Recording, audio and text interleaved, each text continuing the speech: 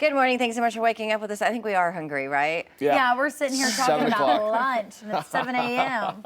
I'm thinking, Need to go what should we find- get? We've already had our protein bar. You've had a protein bar. I haven't had Joe. anything yet. Oh, okay. So I haven't eaten anything yet. Okay. I've got some granola. I got a half of a beef jerky stick left if you want it. I'm okay, Joe. Okay. Thank you. I have Just saying. granola and some yogurt and some honey in the fridge right now in Oh, the break yum. room that I will be grabbing after the Daily Brew. Sounds good. Is it the cookie butter granola? Yeah. Sorry, didn't mean to run through our lunch and our breakfast menus, but you heard us Actually, talking I about brought it. the whole bag today that you've been. I have to try it. Yeah. It's cookie butter granola. Ooh, Yeah, can I try that? It's my favorite. Yeah, we'll okay. skip by my breakfast though. Let's talk. What do we got for the Daily Brew? Okay, let's talk about this whole fight between Blake Lively Why? and Jason Baldoni because there's something new. Let's talk about fighting. Let's talk about love. Please, you know? Yeah, I Not know. these two. Okay, but this has been wild Yeah, it between has. Justin and Blake Lively because it's just like, it kind of came out of nowhere, I feel like. After the movie was released, it was a big hit. And then all of a sudden it was like, here we go. I didn't watch the movie Everything's- though until this came out though. Really? Then I Right. watched the movie. And I feel like a lot of people, that was the case because they want to see the chemistry between them, what happened. I think the most wild part in all of this has been when they kind of said that Taylor Swift was going to help them, Yeah. blah, blah, blah. And Taylor Swift and Blake Lively aren't friends anymore. And they were very best friends. All over. But I don't know, the whole thing's been mild. But the fact that the federal judges dismissed Baldoni's $400 million lawsuit, that kind of makes you wonder, because everyone thought that Blake and Ryan were in the wrong, but now they're dropping this. He was accusing them basically of like trying to destroy his reputation, right? And it was a countersuit to Blake Lively's original lawsuit, which was suing him for sexual harassment and retaliation during, working on that movie we were just talking about.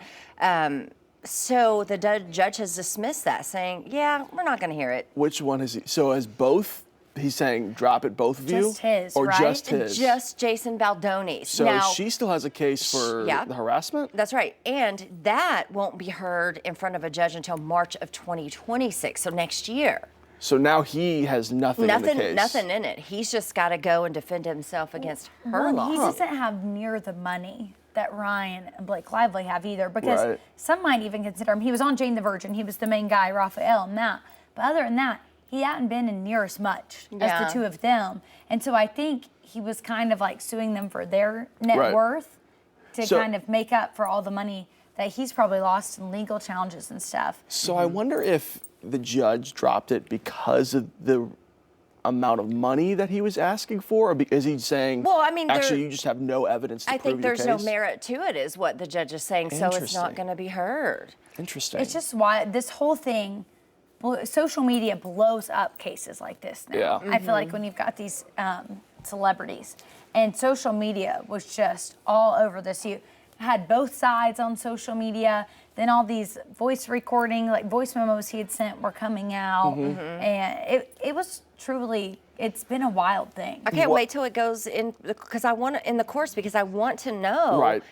Because what she's alleging, it's some a pretty big serious deal. stuff. It is, and if she did have to go through that, oh my goodness, like Yeah. that should never happen. But to it would any it woman. would take someone of her wealth and power to bring something like that to light. But if it didn't happen at the same time, they've just destroyed his reputation. Absolutely. And so it's like, Yeah. both sides are terrible. Yeah.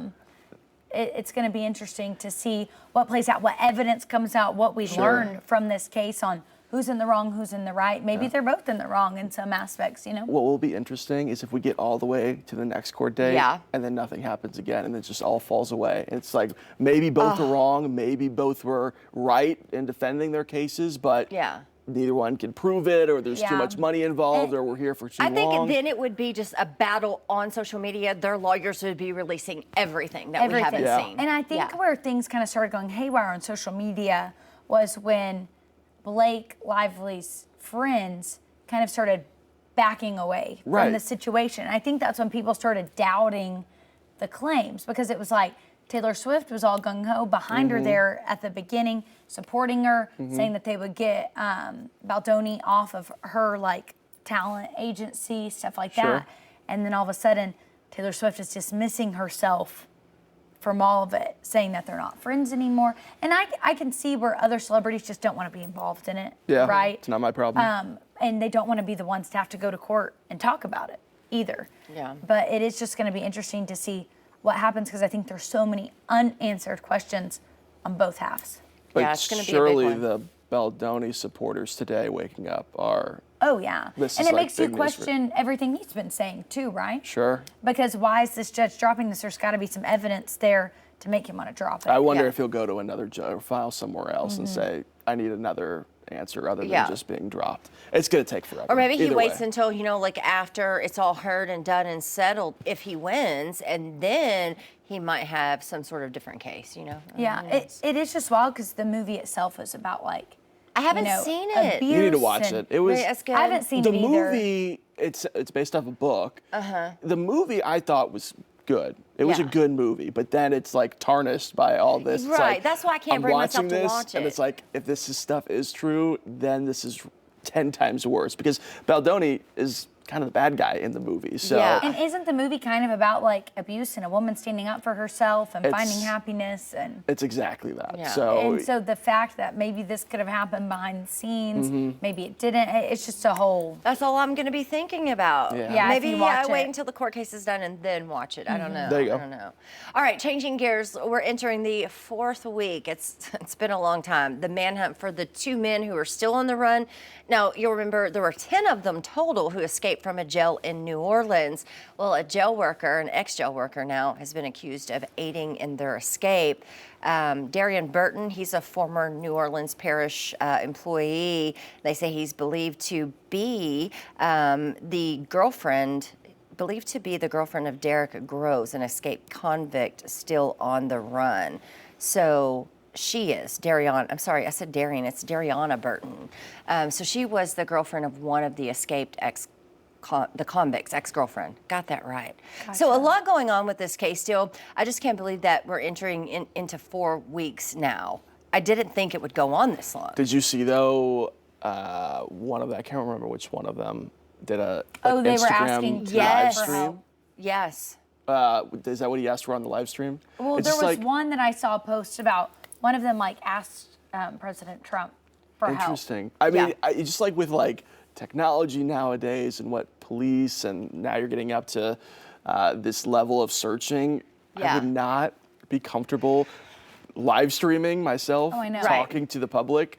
I mean, it's probably just movies in Hollywood that I'm thinking of, but it's like, Yeah. oh, now the police can find exactly where you are. It's my opinion. It's what I think. Yeah, I think so. But I think he probably feels like maybe he was wronged, Anyway, Yeah. being put, I don't know exactly what he did, but. Do we know what these prisoners that escaped did? Like, were they in jail for life or they had nothing to lose by trying to go? One of them, Groves, our producer's telling us one of them was in for murder. So he had life. A rape, and I think there were some drug convictions as well. So these are, Serious top crimes. tier felony, crimes. So that's why they want to get them back, which reminds us of, we just talked about the Arkansas escaped inmate Grant Harden. Yeah. And he was on the run for 1 day shy of 2 weeks. He was only a mile and a half from the prison. Wild. And these guys, most of them, they were sort of hung around New Orleans. That's where like the bulk of them got caught. 2 of them the last 2 to be found, they were found in Texas, right?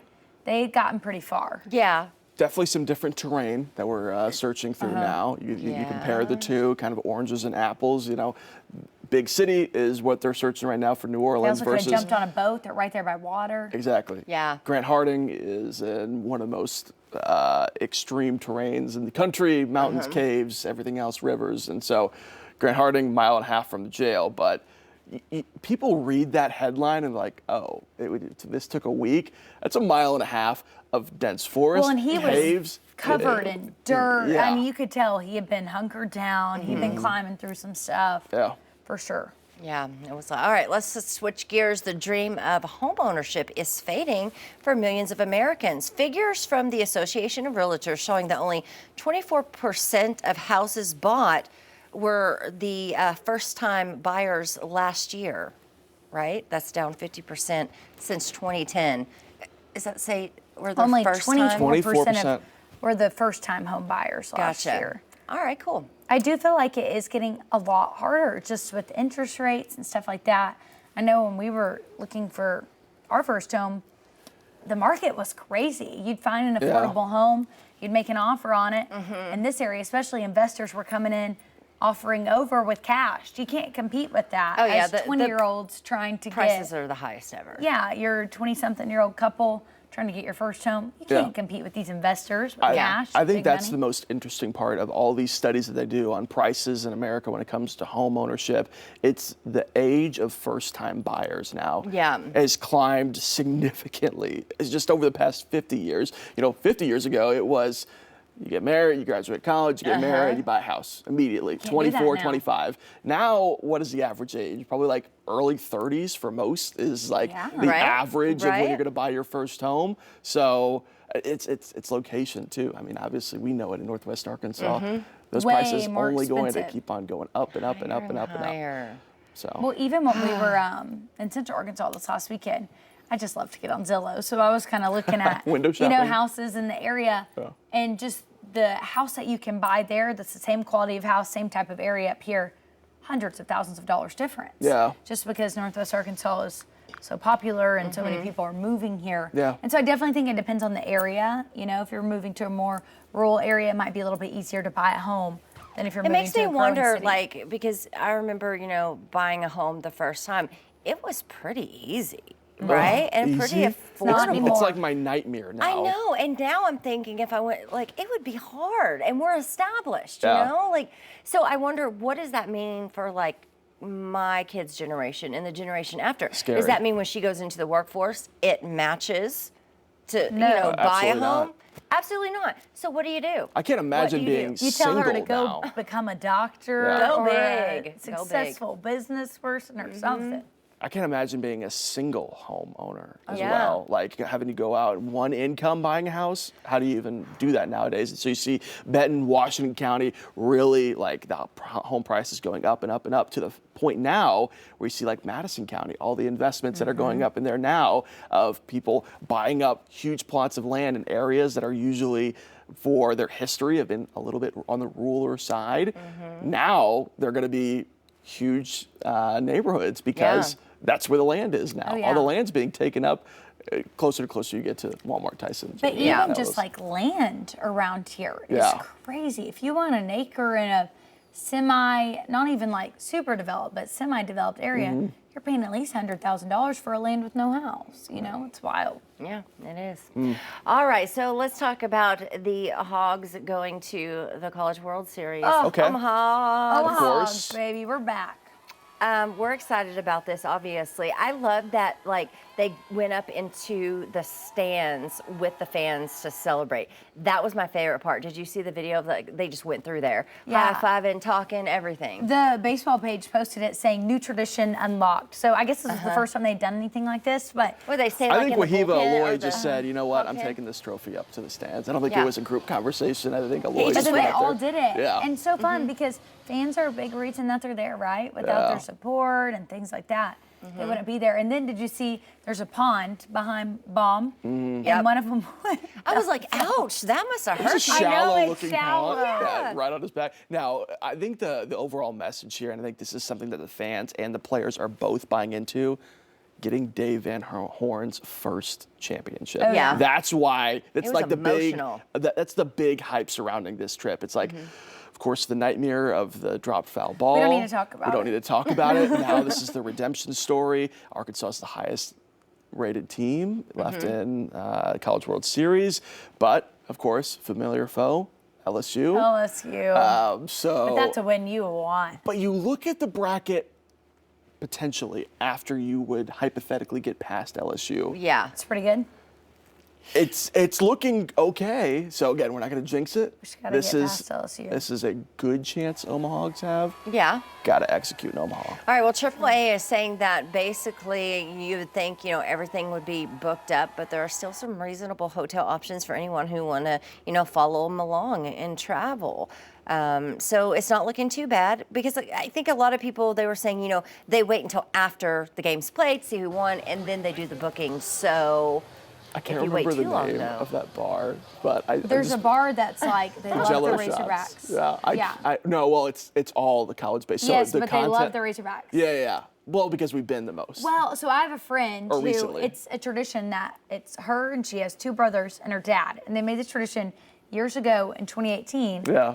that every year they go to Omaha, whether the Razorbacks make it or not. They buy their tickets ahead. Really? They go for the week. It's like Wow. her and the brothers and the dad, and they just have the time of their life. And she said everyone in Omaha loves the Razorbacks. Yeah. She said any restaurant, bar you go into, they get so excited when they find out you're Razorbacks. Probably good tips. And I don't know why that is, but there is a guy on the Razorback team that's from Omaha. I did hear that multiple times on the broadcast, so it's like going home. I think his dad is a groundskeeper at the stadium there. Oh, I think cool. that's the same story. There was, I mean, you listen to the broadcast, everybody's got that story, but yeah, they keep track of at that bar of like which fans are buying the most and stuff like that. Arkansas always wins. Arkansas is pretty high all the time, so it'll be I like interesting it. to see. I saw it was a TikTok, and the guy that worked at the place was like naming off Razorback fans that he remembered from previous years. It's Oh, like, yeah. We got have some big dedicated spenders. ones. Yeah. All right, let's talk weather because you have good news at least for a couple days.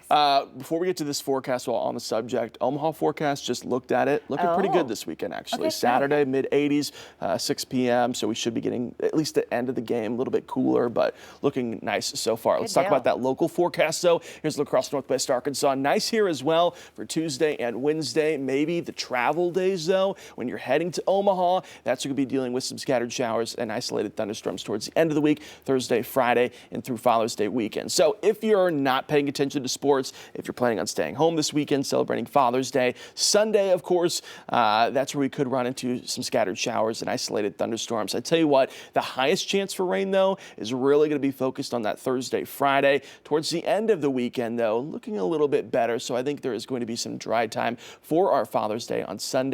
But until those rain chances come in on Thursday, today, tomorrow, man, I need to get outside.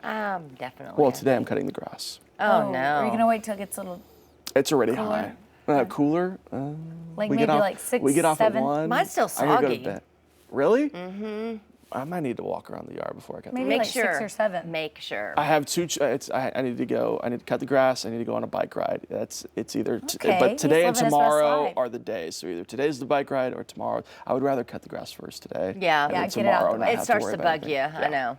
All right. Hey, thanks so much for joining us here on the Daily Brew. We'll see you right back here tomorrow. 7 a.m. See you then.